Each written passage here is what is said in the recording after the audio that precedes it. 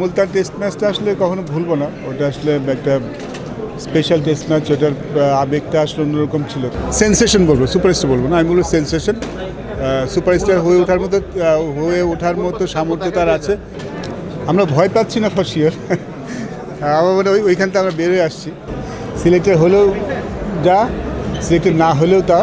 যদি আপনি এভাবে জিজ্ঞেস করেন, আমার মনে হয় যে ক্রিকেট প্লেয়ার হিসেবে, এক্স ক্রিকেটার হিসাবে বাংলাদেশ যখন টেস্ট সিরিজ যেতে, যখন টেস্ট ম্যাচ যেতে, অনুভূতিটা একই রকম থাকে। ডেফিনেট সিলেক্টর হিসেবে একটা দায়িত্ব থাকে, তখন যখন ভালো করে ওই দায়িত্ব পালনের বিষয় থাকে। বা যদি ভালো লাগার বিষয়টা বলেন, ইট রিয়েলি ডাজন্ট ম্যাটার মানে আমার কাছে, কারণ মানে বাংলাদেশের জয়টা টেস্ট ক্রিকেট স্পেশাল, সবসময় স্পেশাল, সেটা সিলেক্টর হিসেবে হোক না সিলেক্টর না হোক।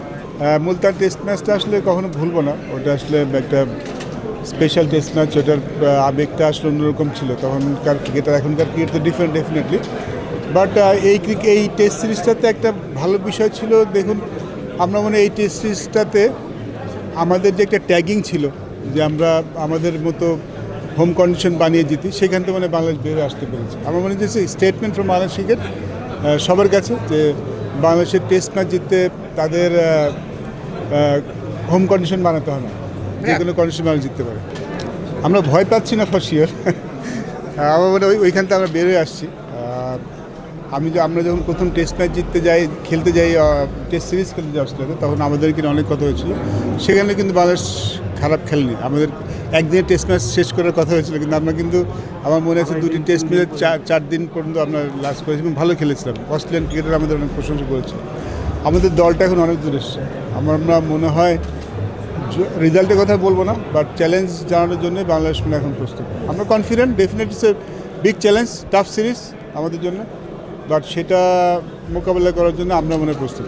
এই জন্য সম্ভবত আমরা কনসিস্টেন্ট হতে হচ্ছি, এবং এই জন্য হয়তো আমাদের ওই মানে যেটা বললাম হোম কন্ডিশন বানাতে হচ্ছে না। শুধু নট অনলি ব্যাটিং, আপনি যদি বোলিংয়ের কথাই বলেন, ডেফিনেটলি দু একজন বোলার আছেন তারা সবার থেকে ভালো করেছেন।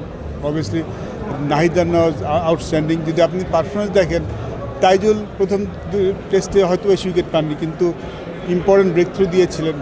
শেষ ইনিংসে কিন্তু 6 উইকেট পেয়েছেন। আপনি তাসকিন হয়তো পুরো সিরিজে অত উইকেট পাননি, কিন্তু যদি দেখেন যে ইম্পর্টেন্ট ব্রেক থ্রু যেটা বলি আমরা, ম্যাচের মোড় ঘুরিয়ে দেওয়াটা, সেটা কিন্তু তিনি করেছেন। মিরাজ 5 উইকেট পেয়েছেন। সিরিজে অলরাউন্ড পারফরমেন্স। এবং শরীফুল লাস্ট টেস্ট ম্যাচটাতে উইকেট পাননি, কিন্তু তার একটা উইকেট কিন্তু আমরা ম্যাচ জিতে গেছি। ওই সময় উইকেটটা খুব দরকার ছিল। So it's a all round performance from batting, bowling, in every format. Definitely আমাদের ওপেনিংটা একটু আমরা যেখানে আর একটু মনোযোগ দিতে হবে।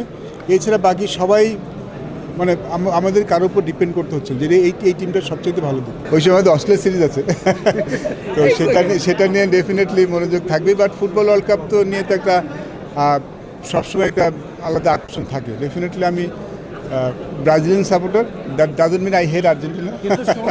হ্যাঁ, আমরা গত বছর ছিলাম 4 বন্ধু ওয়ার্ল্ড কাপ দেখতে গিয়েছিলাম, তো আমরা 4 বন্ধু 4 দলের সাপোর্টার। আমি ব্রাজিল, সানোয়ার জাভেদ ওমর আর্জেন্টিনা, আর আমার এক বন্ধু সুমনও ছিল পর্তুগাল। বাট আমাদের যাওয়ার সময় একটা ছিল যে সবাই সব দেশের জার্সি নিয়ে যাবে, এবং যেই সাপোর্টই হয় ওই টিমের জার্সি পরে খেলা দেখতে হবে। সেন্সেশন বলবো, সুপারস্টার বলবো না, আমি বলবো সেন্সেশন। সুপারস্টার হয়ে ওঠার মতো সামর্থ্য তার আছে, বাট আমার এখনই সুপারস্টার বলা ঠিক হবে না। His a sensation in Bangladesh, not only Bangladesh, I think in world cricket. Everyone talking about him. But আমাদের বাকি যারা আছে তাদেরকেও আমি বলবো যে they are also very good.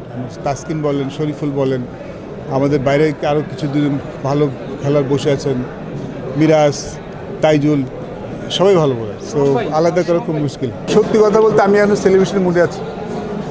Test সিরিজটা নিয়ে সেলিব্রেট করছি। ওডিআই নিয়ে এখনও ভাবছি না, যেহেতু বিপিএল চলছে। আমার মনে হয় ঈদের পরে এসে আমরা বলবো। Thank you.